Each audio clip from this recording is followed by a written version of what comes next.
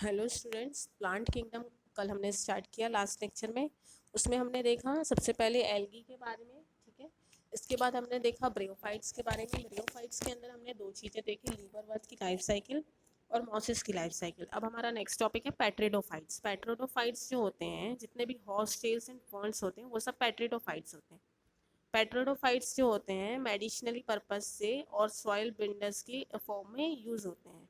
क्या करते हैं, फ्रीक्वेंटली ग्रो होते हैं एज एन ऑर्नामेंटल्स, ठीक है। इवोल्यूटरी फर्स्ट टेरेस्ट्रियल प्लांट जो है जिसमें मस्कुलर सिस्टम था, जिसको हम बोलते हैं जाइलम एंड फ्लोएम, वो पेट्रिडोफाइट्स ही थे, ठीक है ना। इनके बारे में जो डीप में स्टडी करना है हमको, वो जाइलम और फ्लोएम से रिलेटेड, वो हम चैप्टर 6 में करने वाले हैं। पेट्रिडोफाइट्स जो होते हैं कूल एनवायरनमेंट में मिलेंगे, शेडी प्लेसेस में मिलेंगे, ठीक है, और सैंडी सोइल कंडीशंस में देखने को मिलेंगे। You may recall that in the bryophytes, the dominant phase in the life cycle of the gametophytic plant body. However, in petridophyte, the main plant body is the sporotype. Sporophyte मतलब कि पेट्रिडोफाइट के अंदर जो main plant body का जो main part होता है वो होता है स्पोरोफाइट, जो कि डिफ्रेंशिएट किया गया है ट्रू रूट के अंदर और ट्रू रूट, लीव्स और स्टेम्स के अंदर, ठीक है। तीन पार्ट्स उसमें होते हैं, ट्रू रूट, लीफ और स्टेम। ये जो ऑर्गन होते हैं पूरी अच्छी तरीके से वेल डिफ्रेंशिएटेड होते हैं, ठीक है ना।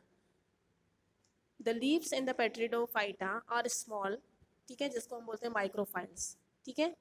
या फिर लार्ज अगर है तो उसको बोलेंगे macrophylls, as in ferns. Ferns की अगर हम बात करें तो फिर sporophytes bear sporangia that are subtended by leaf like appendages, मतलब कि स्पोरोफाइटस जो होते हैं उसमें स्पोरेंजिया प्रेजेंट होते हैं, लीफ लाइक अपेंडेजेस होती हैं, ठीक है। कुछ केसेस में स्पोरोफाइल्स जो होते हैं वो डिस्टिंक्ट होते हैं, डिस्टिंक्ट स्ट्रक्चर होता है उसका, मतलब कि वो डिफ्रेंशिएटेड होते हैं, ठीक है। उसके बाद जो स्पोर्स होते हैं वो क्या करते हैं, इनकॉन्स्पिशियस स्मॉल और मल्टीसेल्युलर जो बर्ड्स हैं उसको जर्मिनेट करने का काम करते हैं, ठीक है। फ्री लिविंग फोटोसिंथेटिक होते हैं, थैलॉइड होते हैं, जैसे कि प्रोथैलस बोलते हैं जिसको हम। ये देखिए, ये डायग्राम दिया हुआ है, इसमें देखो रूट, ये इसकी रूट है, डिफ्रेंशिएटेड है अलग से। ये इसका स्टेम है, ये जो पूरा दिख रहा है इस तरीके का, और ये इसकी लीव्स है, मतलब कि तीनों पार्ट जो है अच्छे से डिफ्रेंशिएटेड है, ठीक है।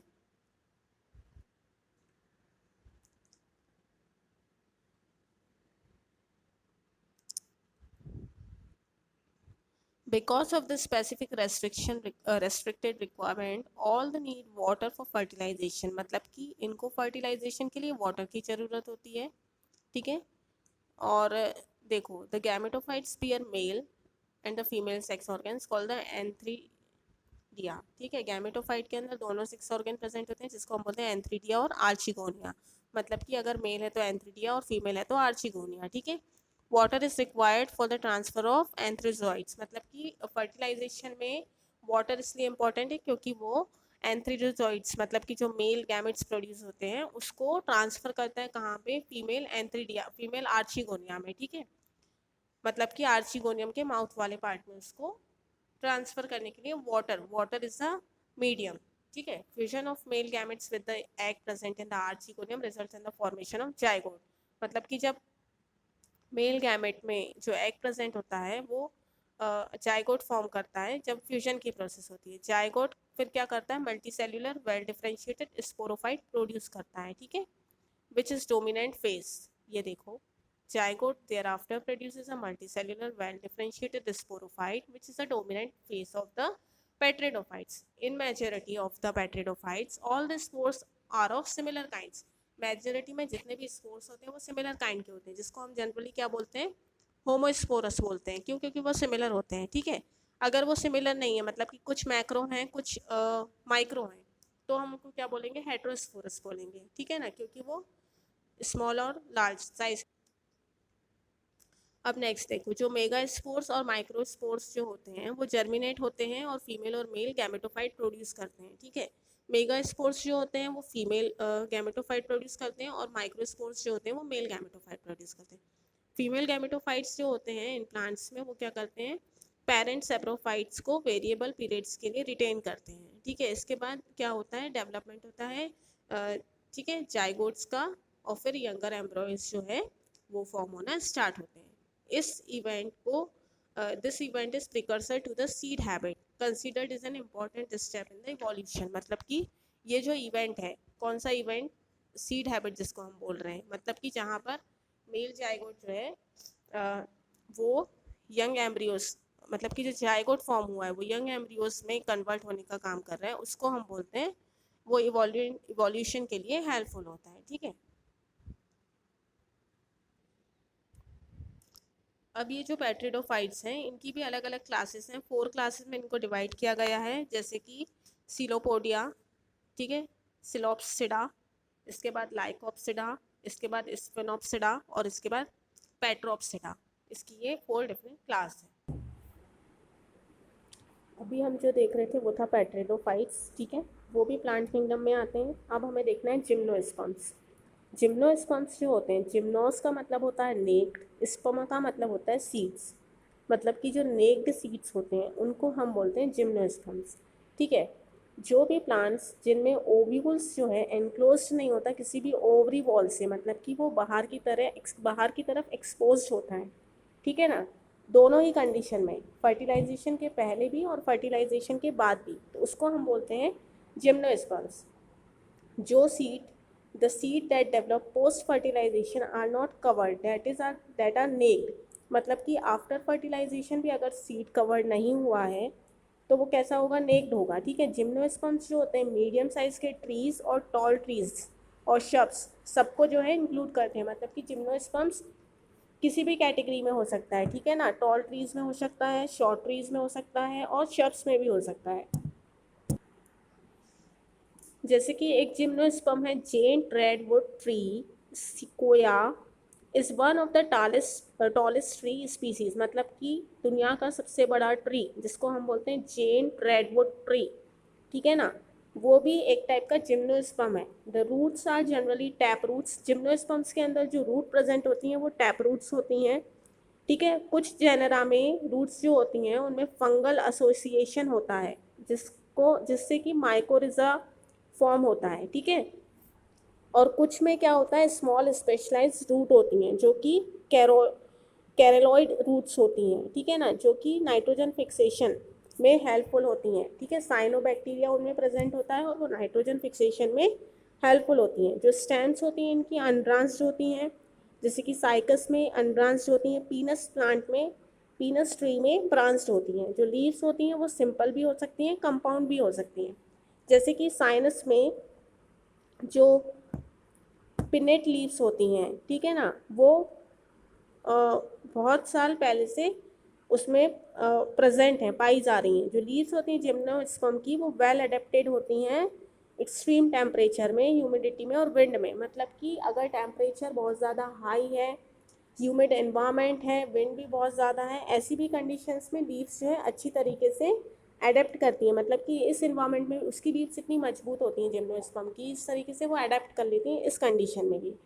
ठीक है, in conifers the needle like leaves reduce the surface area, उनमें कैसी नीडल की तरह जो लीव्स, नुकीली जो पत्तियाँ प्रेजेंट होती हैं वो सरफेस एरिया को रिड्यूस करने में हेल्पफुल होती हैं। ठीक है, उनका जो थिक क्यूटिकल और सनकिन स्टोमेटा होता है वो वाटर लॉस को रिड्यूस करने में हेल्पफुल होता है, मतलब कि उनके अंदर स्टोमेटा जो होता है वो थिक होता है इस टाइप की लीव्स में, जिम्नोस्पर्म्स की लीव्स में। ठीक है, जो जिम्नोस्पर्म होते हैं वो हेट्रोस्पोरस होते हैं, ठीक है, हैप्लॉइड माइक्रोस्पोर्स और मेगास्पोर्स को प्रोड्यूस करते हैं। ठीक है, 2 काइंड के स्पोर्स प्रोड्यूस करते हैं स्पोरेंजिया के अंदर, ठीक है, that are drawn on the sporophylls which are arranged spirally along the axis of legs compact storable और कोन्स, मतलब कि स्पायरल फॉर्म में अरेंज रहते हैं। जैसे कि एग्जाम्पल के लिए यहाँ पर डायग्राम दिया हुआ है पाइनस का, गिंगकैगो का और काइकस का, ठीक है, साइकस, ये देखो, ये कुछ इस तरीके से, जैसे ये लीव्स है अगर उसकी, तो यहाँ पे बहुत सारे ऐसे, ठीक है, ये इस तरीके से जो है शार्प एंड लीव्स जो है वो प्रेजेंट होती हैं। ठीक है,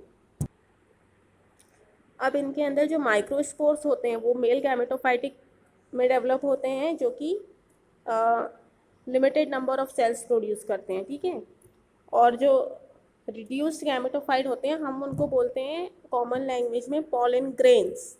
ठीक है, पॉलन ग्रेन्स क्या करते हैं, माइक्रोस्पोरेंजिया के अंदर डेवलप होते हैं। ठीक है, और जो कोन बियरिंग माइक्रोस्पोरोफाइल्स होते हैं, ठीक है, वो क्या करते हैं, ओव्यूल्स के अंदर प्रेजेंट रहते हैं। कोन बियरिंग जो होते हैं वो ओव्यूल्स के अंदर प्रेजेंट रहते हैं, और बाकी के जो हैं, जो कि गैमेटोफाइट्स होते हैं, जिनको हम पॉलन ग्रेन्स बोलते हैं, ठीक है, वो मेल के अंदर प्रेजेंट होते हैं।